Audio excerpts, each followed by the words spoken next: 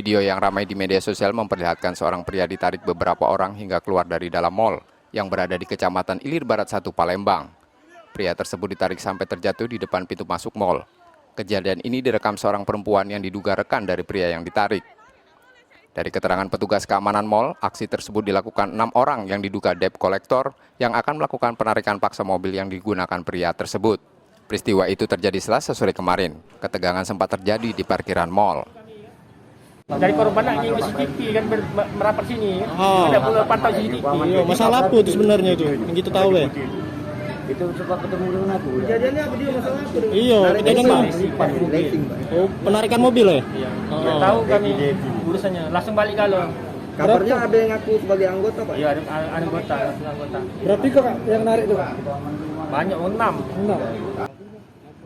Setelah kejadian, orang yang diduga debt collector pergi tanpa membawa mobil.